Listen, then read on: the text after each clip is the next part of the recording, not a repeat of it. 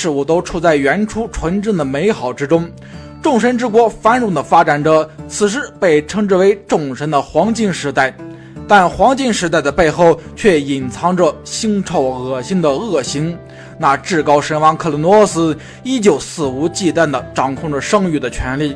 并滥用这种权利不让未来的敌人出现。对于克罗诺斯来说，吃掉自己的亲生子嗣只有第一次和第无数次的区别。如今神王克罗诺斯已经吞噬了5个孩子，他们分别是大女儿赫斯提亚、2女儿德莫忒尔、3女儿赫拉、4儿子哈迪斯、5儿子波塞冬。如今父神克罗诺斯已经可以轻车熟路地将那些新生的子嗣吞噬进入自己的身体，企图以此来抵抗父亲天空神乌拉诺斯的诅咒。但每次孩子的母亲时光女神瑞亚都会嚎啕大哭。当第5个儿子波塞冬被吞噬之后，女神瑞亚终于忍受不了丈夫克罗诺斯的无情，但柔弱的女神并没有反抗父神的权利。瑞亚来到了母神盖亚的宫殿，哭诉自己被剥夺母亲资格的遭遇。大地母神盖亚当年也被剥夺过生育的权利，因此大地母神对于瑞亚的遭遇感同身受。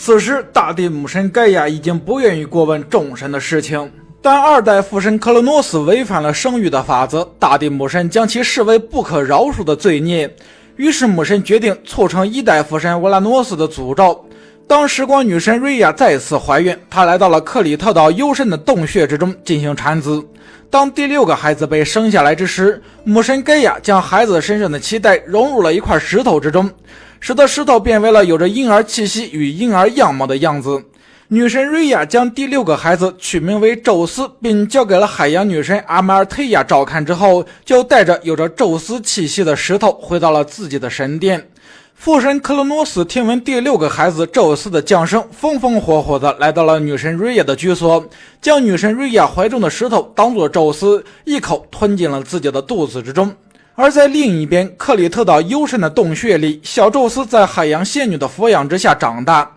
大地母神盖亚隐藏了宙斯的气息与身形，但随着时间的推移，长大的宙斯身上的神性与神力越发的强大。每天宙斯都需要2位仙女用神羊之奶喂养，当宙斯哭泣时，那哭声就会引发山洞的震动。于是母神盖亚命令自己2名仆人在山洞之外以短剑敲击盾牌的声音来掩盖宙斯的哭声，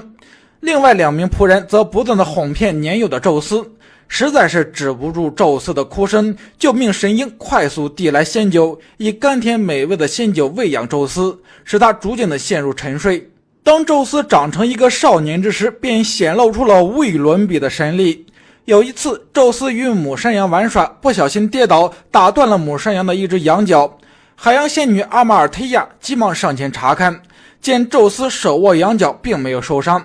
宙斯为了表达掰断羊角的歉意，赋予了羊角神奇的法则，从此这只母羊角便被称之为丰饶之角。持有羊角的人可以在羊角之中得到想象之中的食物，每一种想象出的食物都可以美味无比。当宙斯成长到青年时期时，大地母神盖亚将年轻的宙斯召唤到了神殿之中，告诉了他身世的来龙去脉，以及第1代父神乌拉诺斯对于第2代父神克罗诺斯的诅咒。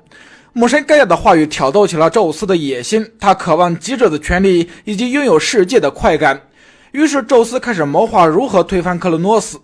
宙斯此时还太年轻，虽然有着巨大的潜力，但自身的实力根本无法对抗父神克罗诺斯，更不要说